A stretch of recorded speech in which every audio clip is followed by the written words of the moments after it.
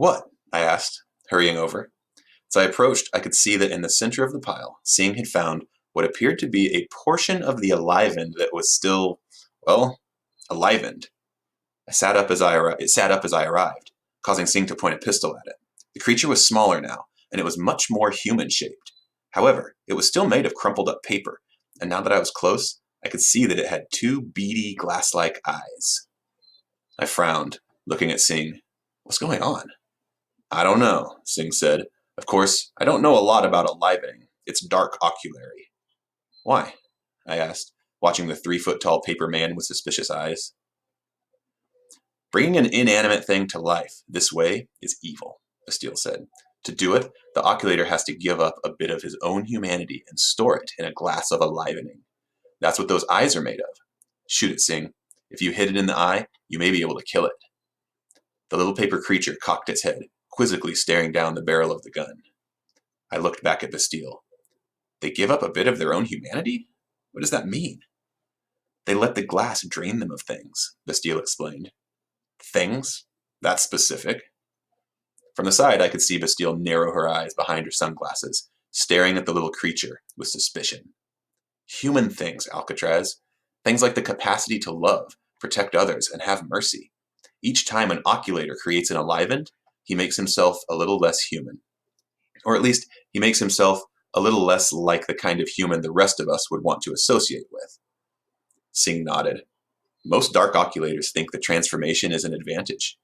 He reached down with his free hand, still keeping his gun leveled at the small alivened. He held up a ripped bit of paper. You'd think that by giving up part of his humanity, the anthropologist said, the dark oculator would create a creature that possessed good emotions, but that's not the way it works. The process twists the emotions, creating a creature that has just enough humanity to live, but not enough of it to really function. I accepted the scrap of paper.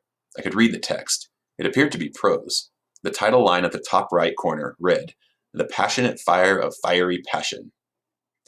You can make an alivened out of virtually anything, Singh said, but substances that soak up emotion tend to work the best. That's why a lot of dark oculators prefer bad romance novels, since the object used determines the alivened's temperament. Romance novels make an alivened very violent, Bastille said, but rather dense in the intelligence department. Go figure, I said, dropping the scrap of paper. They give up their own humanity, and this was the monster that had my grandfather held captive. Come on, I said, standing. We've wasted too much time already. And this thing? Singh asked. I paused.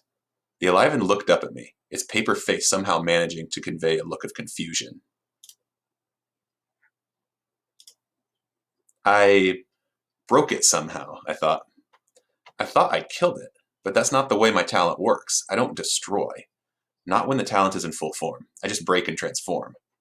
Leave it, I said. Singh looked up in surprise. We don't want any more gunshots, I said. Come on. Singh shrugged, rising. Bastille moved down the hallway, checking the intersection. I quickly swapped my oculator's lenses for my tracker's lenses. Fortunately, my grandfather's footprints were still glowing. I didn't think I knew him that well, I thought. I met Bastille at the intersection, pointing to the right branch. Grandpa Smedry went that way. The same way the librarians went, she said, after they discovered us. I nodded, glancing in the other direction. I pointed. I see Miss Fletcher's footprints that way. She turned away from the others? No, I said.